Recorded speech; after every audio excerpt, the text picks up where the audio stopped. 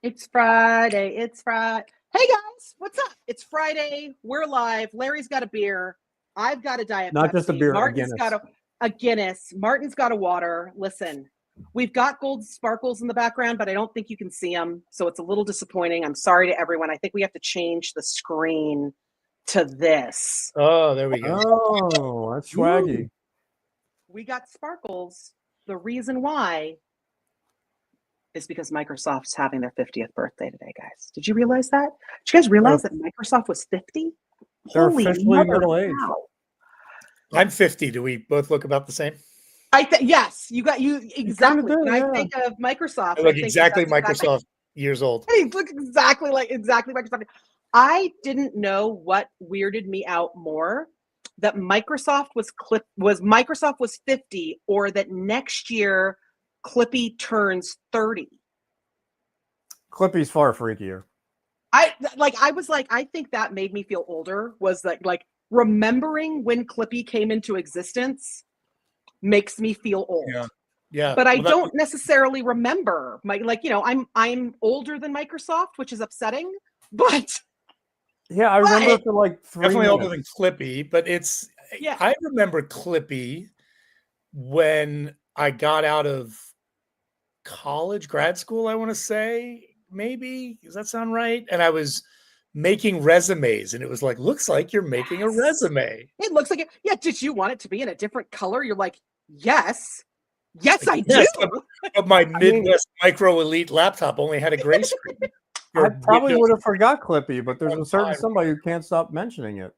And I get very upset by that, because I do not appreciate the Clippy bashing. I actually really dig Clippy. And quite frankly, can we be honest with each other? It's Friday. It's Friday afternoon. We are going to talk about some news. This is not a special breaking CRTV bust in to your afternoon just for funsies. But let's be honest. There are some agents out there. I'm not saying that one. I'm not saying those agents, right? But there are some from other places and spaces who basically are Clippy, but not as endearing. Like, at least Clippy would pop up like, hey, Martin, you're doing a resume. Let me show you where the bullets are. And you're like, shit, thank you. I needed to know where the damn bullets are. Like, you needed it. Yeah. Clippy could be helpful. Moving from WordPerfect to Word was a tough jump, and Clippy really softened that transition. Right. That launch from your typewriter to, making that, it was needed, and it was at the time. But when everyone's like, oh, my first experience with AI, if you don't say Clippy, I might actually have to come and hit people in the back of the head, because, like, let's be honest, that's like a lot of the things that are out there right now are less helpful than Clippy. Yeah. They're very RPA. They are very RPA, with ugly interfaces and not nearly as cute eyebrows. Yeah. I mean the dirty thing is RPA still does still gets the job done. It still does get the job done, and it's getting a new job done for a lot of people who, I'll tell you, I had a really interesting conversation today with an exec who was like, we're not necessarily part of the decision or the process of finding the processes. We don't know how it's done. Like, they literally think it's being done in the black box. They're like, we don't know, but someone from IT sends us an email that says, hey, did you know that X% of your people do this? And we could automate it with this fantastical new solution that we have. And you only have to give us all of your data of your firstborn children. And they're like, whoa, like, I'm sorry. Right. Like, and he's like, what do you think is doing that? I'm like, it's 3 little letters called RPA. It's not a black box, I promise you. But, again, when you slap a different, header on alphabet soup, these are the things that happen. But listen, I digress. And we need to send Larry back to beer o'clock, because, well, let's be honest, it's beer o'clock. East Coast, it is beer o'clock. It's East Coast, and it's beer o'clock, and it's totally fine. I'm still over Greenland. We didn't go over the Atlantic. I flew over Greenland yesterday, so it was nice to see our 59th take it over, whatever the frick it's going to be. I was going to just open a window and see if I could, claim it, but that is not how airplanes work, Larry. Liz flag down, yeah. Yeah, I'm going to call it Liztopia and see how everyone felt about that. I thought that was a totally appropriate thing to go do, but I don't think many people would agree with me. If you do agree with me, just go ahead and drop it in the comments. We're here. We're listening.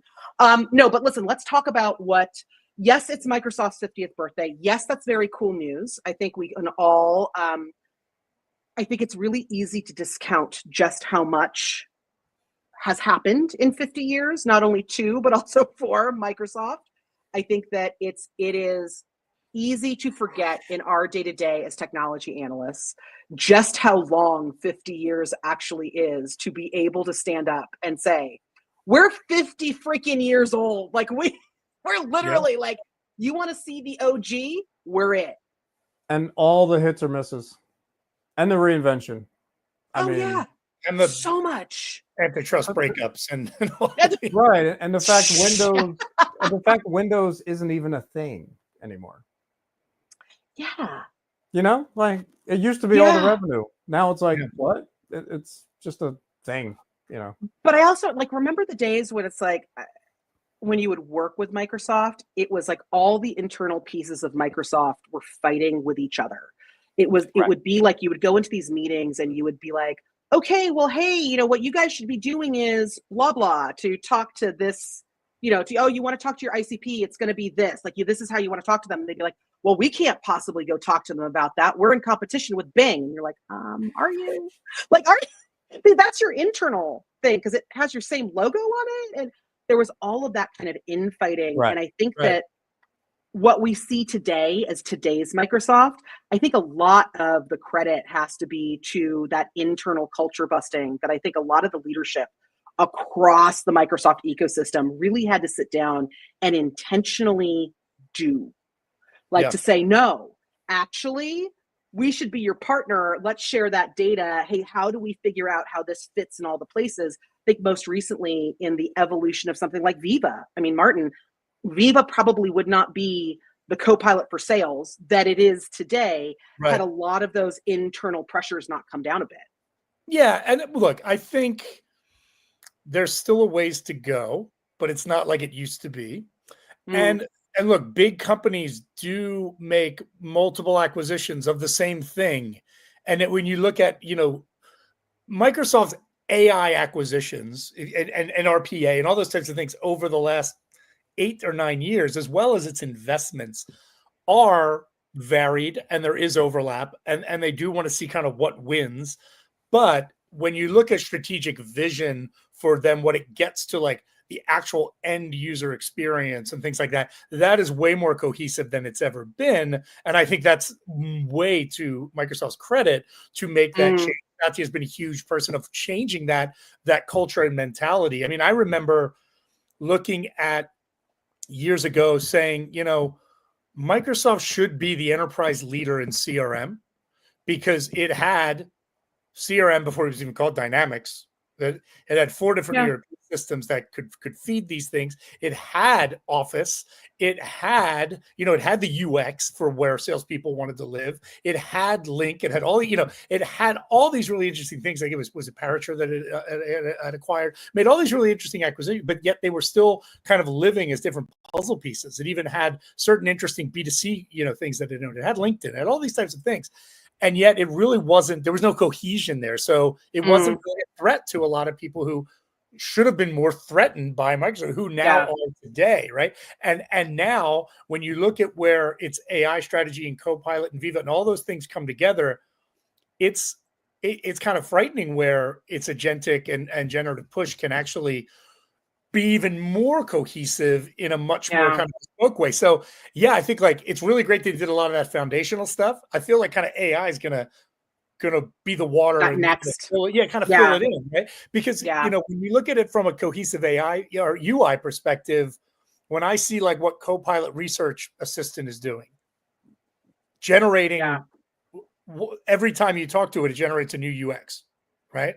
In terms of the visualizations, the dashboards, the information, the things you want to click through, the supporting data that you can then put together and package up however you want. That's like, it's unheard of 2 years ago from anybody. Mine better have that instead of that little speaker that's on the side. So because the big news of today, I think the big present that Microsoft gave itself is kind of this new introduction or its next generation of CoPilot. Now, not CoPilot 4, Like, I guess if it was a Copilot for something, I would probably call it like Copilot for life, right? Like, so this is Copilot for us in our personal senses. It is our own It's assistant. kind of like the life assistant that we could all be looking for. So of course, Microsoft has Copilot for sales, Copilot for Microsoft. It has all of the individual functional Copilots that on that dynamic space and on that kind of on your Azure base, you're bringing up a lot of those functional business level Copilots. But today, it really introduced its next iteration of a Copilot for you, right? Everyone gets a birthday present in this birthday party. If they're turning 50, and everyone gets a present, and it's going to be Copilot. And it is very, very consumer-based. Larry, you covered this in your insights piece. I'm going to try to figure out how to put it up as a banner and not disconnect us from this live feed while you tell us what you said. Yeah, I think the challenge with Copilot is sort of, well, it's twofold. One, can Copilot really get rid of UX? Right? Because Microsoft is a software company, and it's sure the front man, the lead singer, is basically Copilot now. And then you have agents, and I'll be curious if we're talking about them for their 60th birthday party. Are we going to look? Are we going to look back and say, hey, they just broke down all these silos of UX and CX and this and that? Because I think that's a tug of war with agentic and the Copilots and all that stuff. It's horizontal and also it's vertical. And software providers generally think vertically.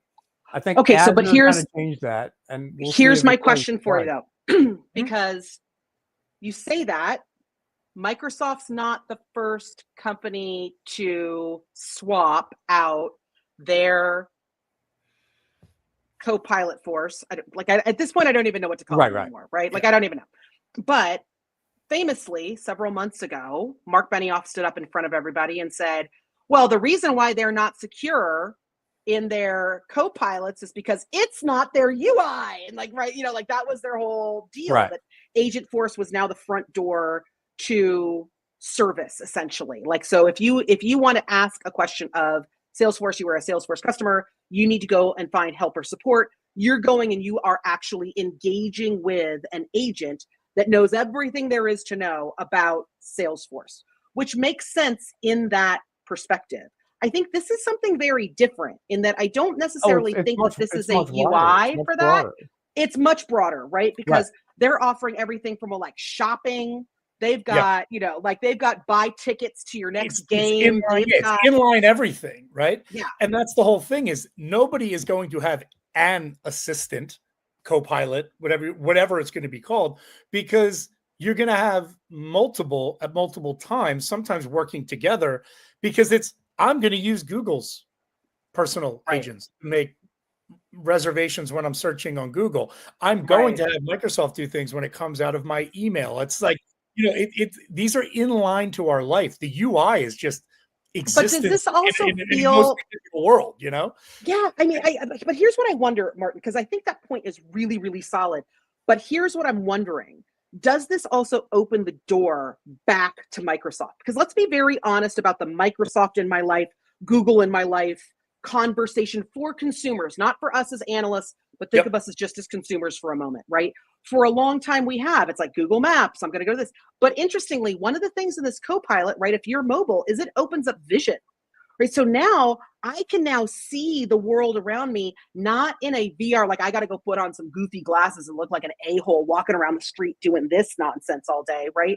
I'm now going and I'm using my mobile device that I'm already carrying with me. I'm opening up a Microsoft capability that people have not necessarily switched to because they haven't necessarily known about it, because they've just been so dominated with a certain couple players that are already available on your phone. And where do you go down that path? Does this open up a doorway? And I'll open this back up to both of you. Does this start to crack open a door because it's easy to use and because it covers multiple phases of what would typically be individual applications on my phone, of which I'm only going to still pay attention to 9 of if I've only got 9 windows to look at? Does this Microsoft window open up a bigger world of application because of the AI? Larry already looks skeptical, but I want him to take another sip of his beer before he answers. Oh, I'm totally skeptical. It might. And the reason is it's assistant sprawl. right? So I have CoPilot app on my phone. I got Gemini. I have OpenAI. What's my go-to? It's probably OpenAI at the moment. Even though Gemini is fine, it's really good. But then you're asking me to try out this other service.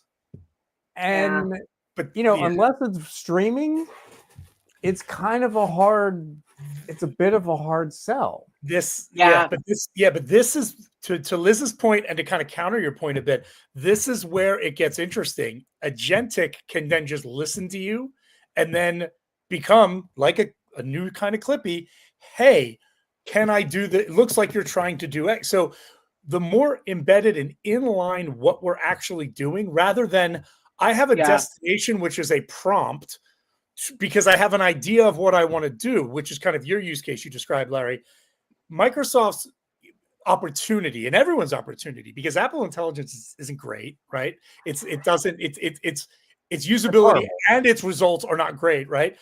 Gemini is very much like you got to go to the destination and use it, because there's still such a split between iOS and Android and all that. But with Microsoft being agnostic, but then also just listening and suggesting without having to do anything based on what you're actually doing, instead of saying, hey, I want to use AI to do blank. It's kind of like when you are in Google, what they do well, like I said, is it's like, hey, do you want us to make a reservation at this restaurant? And it just does it. Right? Doing that everywhere is where Microsoft's opportunity is, right? To be as seamless as possible. And again, it's like, I'm not saying I've got every usage point, and because it's not a user experience, it's just an experience. We've been using that term ambient experience. I think we're finally getting to it, where it's actually in the ether, It's going to be very persona based. So Microsoft opportunity. It can know who you are when, right? It's like, hey, business smart, prosumer, prosumer, I can totally see CoPilot working. Yeah, I get. If you're an Xbox user, CoPilot's a nice fit. Yeah, because it'll meet you where you are. No, but it will feed outside of the Microsoft heads and right. It's like we used to say, competing against Microsoft for CRM. It's like, if they're not a Microsoft shop, go after them. If they are, forget it. Larry, hang on just a second. Let Larry, Wait, Larry, what was your point about the personas? Prosumer brand bridging into consumer. Yeah. Google, probably more consumer. Apple, definitely consumer. So I think if I'm on my phone doing something in LinkedIn with whatever, Microsoft has that social graph and that work graph. It's pretty damn handy. Yeah. And that's okay. But am I going to have them do a dinner reservation? No idea. Yeah. But I think to your point, Larry, I think a lot of times folks that are younger than those of us that are older than Microsoft. Right. Let's just call us the Microsoft generation. I feel like that might be the right term to use about this point. I think that those users, whether they are using it in a business sense or they're using it in a consumer sense, those lines have blurred far more than they blur for folks like us, right? Like if I'm doing something for work, I might go into ChatGPT and look at that for search because it's going to be easier to find. It's going to dump everything in. I can go look it on my desktop mobile. Like I've found ways to be more efficient and effective. Do I necessarily want that thing popping up in the middle of my dinner saying, hey, I think you should order this wine? I'm gonna be like, F off, like go away. You're being creepy. Right. That's weird. But there are other people who are going to be like, oh my God, thank you so much, my phone, who I actually is like a person, and they're going to order that wine. I think that in this case with the CoPilot, what I find really interesting that they have done is that they are looking at this as if the lines are already blurred. So the actions that they are taking about the complexity of business in something like deep research is being applied as if your life was just as complex, right? So if you were in work and doing a very complex work function in which you were using deep research to identify the right 5 accounts and the 7 right personas and the 15 right audiences that you needed to then parse into campaigns, they are taking that same mindset of how to research and map that type of intelligence back out to how do you manage your Saturday? And I think that same type of ease of answer is what people are actually going to like. Yeah, I think that blurring becomes less blurred once you get into college. Yeah. Because you know what, when Yeah. you're in high school and elementary school on up, you're probably using a Chromebook or whatever, and Sheets is fine. And then suddenly you take a data science class and you realize you need 8 million rows or whatever the hell goes in Excel. Right. And then you go, oh damn, I need Excel. Right. Or I need deep research. That. Why couldn't it do that when I was shopping? Because that's the weird thing. That's the conversation I keep hearing. Certainly when, like we've all managed younger teams, right? Like we've all done it because again, we're the Microsoft generation. We're Microsoft old. So we've all managed those younger teams who have said the things of like, why can't it just do what blank program does, where it looks across all of the documents that I've got in Google Cloud? And why can't it just do it like this and just tell me that I've already got a document that does this? I think that blurring of the line of like ease of everything, of like, why can't it just? I think to some degree, CoPilot is at least pushing and at least trying to move in that direction. I think it's why you start to see this new actual definition of agentic taking form, right? That it's not just about agents. It's not just about the data. It's not just about the recommendation. It's about the autonomy to actually take action. So if I'm sitting there and I've been looking at 10 different movies, and based on the past 10 movies I've already seen, and if it says like, oh God, you're still looking for the damn movie, Liz, here it is. You want to see the 5:15 at this damn theater because it's always where you end up. And did you want these 3 seats because it has a seat on the aisle and your husband does not like sitting next to other people? Yes, I do. Like that is going to be that moment when the light goes off. But it's the autonomy of the action that actually turns something. It's that reasoning engine and the autonomy of the next best action that doesn't wait for me to realize that I'm the dumb human that is slowing down the efficiency of my life. Right. And so I think this opens up something really interesting. I do think that this does tie back to something Martin said earlier, which is, I think for a lot of us in business, and I don't mean to be harsh on Microsoft. It's their birthday. You don't say mean things to people on their birthday, right? But I'm going to kind of say something that's a little, I would say it to their faces. So it's okay. Dynamics always kind of left there. Like there is still some PTSD about Dynamics out there in the world. Not the current iteration, not the current incarnation of Dynamics, which is a very, very, very different product. I mean, the early incarnation of Dynamics, like it was not easy. It was not fun. It did not work well. And I think even Microsoft knows that. Like I think if people from Microsoft were on this call with us right now, they would say, yeah, probably. And people still have that muscle memory that if you say Dynamics to people who are like our age that were setting up marketing departments in these first incarnations of CRM, they'd be like, no, not just no. So I think that part of this birthday present is also reminding people that there has been a page turn, that there is something that is practical, that they're not trying to make this that hard. And I hope that gift pays off, because I think that a lot of these ideas and a lot of these functions are really good. Like the search is good. And you know what? Microsoft has never been too shabby on search. They have resurrected a lot of their heritage and the things that they have always been good at. Yep. And put those at the forefront of what they're really trying to automate and they're really trying to bring forward in a lot of their AI.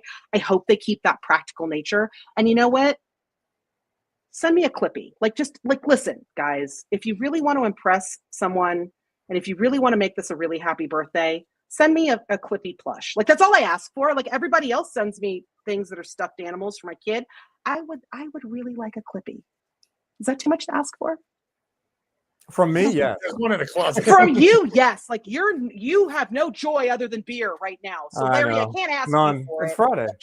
It's Friday. There's a marketing closet with Clippies in it in Bellevue. There's a marketing closet somewhere in Bellevue that has a plush Clippy, and please find it and send it to me. Just save it for me. One of y'all can send it. It'll be fine. Well, listen, I think from all of us, Constellation, hey, Microsoft, happy dang birthday. Turned 50. You don't look over 30 like all of us here. And congratulations on the the updates to CoPilot. I think, we've got skeptics. We've got, half skeptics. Larry's the skeptic. Martin, I don't know what to call you. I'm a 75% not skeptic. You're a 70% not skeptic. I am gonna be the hopeful believer. I think that's the persona I'm gonna play here. I'm hopeful that this actually does represent a turn in that corner. I've certainly seen it with a lot of their marketing and their contact center and their service solutions. Like they're really trying to not be the magic magical bullet that has all the things. They're really being very practical and pragmatic about where that data shows up. And, I have appreciated where CoPilot for service and CoPilot for marketing and sales have landed. And I think it's been good. So I'm hoping that this kind of the fresh interface and some of the research capabilities and the search capabilities that are in CoPilot are just the first step in, even a CoPilot 3.0. Keep innovating and keep pretending you're 5 and not 50. And it should be another fun run. We'll come back here at the 100th anniversary because we'll just be sentient AI beings. Yes. And so we'll just come back and talk about it then. Yeah, it's going to be fine. It's going to be fine. We're going to be the quantum bot ambient versions of ourselves. And we'll come back and talk about what their 100th anniversary looks like. Sounds like a deal, guys? My digital twin will show up. I'll be long gone. Your digital twin. Is your digital twin going to be happier, like more skeptical? I'm actually kind of worried about this. Yeah, I thought about the digital twin thing, but I